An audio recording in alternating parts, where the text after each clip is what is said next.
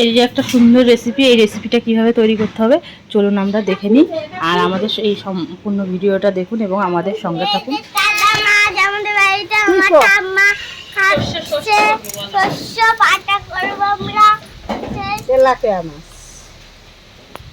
ওর বাবা নিয়ে আসলো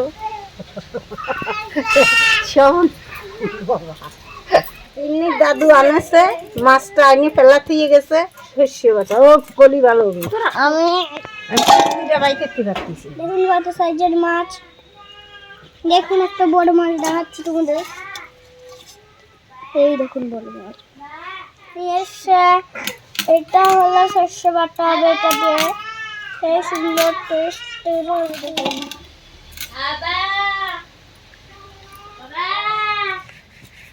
ঠাম্মা সাবধানে কাটো, হাত কাটো না আবার। ঠাম্মা এটা লাস্টে কাটবা? হ্যাঁ এটা লাস্টে কাটবা? হ্যাঁ হ্যাঁ হ্যাঁ। চোখটা একটু গুলাই দিচ্ছি। লাভ পারে কোন? লাভ পাচ্ছি কোন? পারতেছি না, 38 ধরে গেছে। লাভ পাচ্ছি কোন? সত্যি তিন্নি ঠাকুমা মিলে মাছ কেটে নিয়ে আসলো। তো এই মাছগুলো দিয়ে আজকে আমি আপনাদেরকে দেখাবো শস্য বাটা। কড়াই গরম হয়ে গেছে, আমরা তেল দিয়ে দিচ্ছি, দিয়ে মাছগুলোকে আমরা আগে ভেজে নেবো।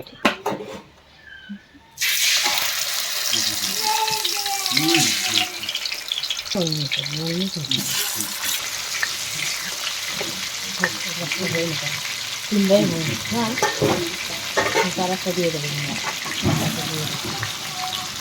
পোস্ত দিয়ে তেলাপিয়া মাছ করার জন্য আমরা কিছু কাঁচা লঙ্কা নিয়ে নিচ্ছি, আর নিয়ে নিচ্ছি এর ভিতরে দিয়ে দেবো শস্য। এর আমরা শস্যের ভিতরে দিয়ে দিচ্ছি পোস্ত। আমরা দিয়ে দেবো একটু হলুদ। হলুদ দিলে শস্যটা দিতে হয় না, তাহলে এটা আমরা মিক্সচার করে নিয়ে আসি। আমাদের মাছগুলো ভাজা হয়ে গেছে, আমরা তুলে নিচ্ছি মাছগুলোকে।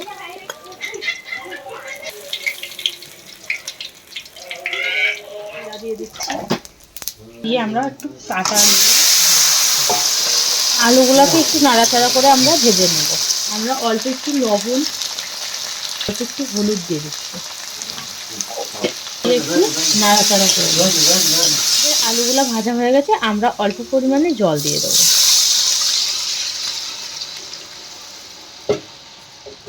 একটু নাড়া দিয়ে এই জলটা ফুটবে থাকলো, আমরা একটু পরে ফুটিয়ে নেওয়ার পর আমরা মাছগুলোকে দিয়ে দিচ্ছি।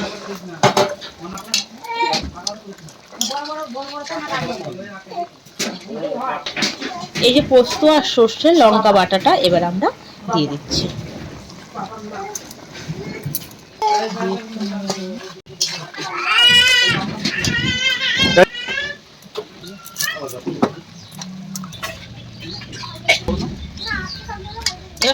পোস্ত লঙ্কা দেওয়ার পর আর বেশি জাল দেওয়া যাবে না, খুব একটা অল্প একটু জাল দেওয়া হয়ে গেছে।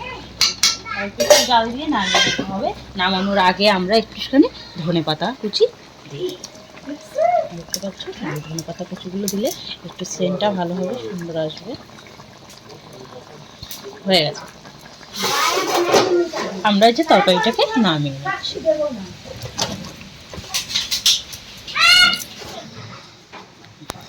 এই যে সুন্দর রেসিপিটি আপনাদের ভালো লেগে থাকে তাহলে একটা লাইক করে দেবেন, আর যদি ইউটিউবে দেখেন তো সাবস্ক্রাইব যদি না করে থাকেন তবে সাবস্ক্রাইব করে দেবেন।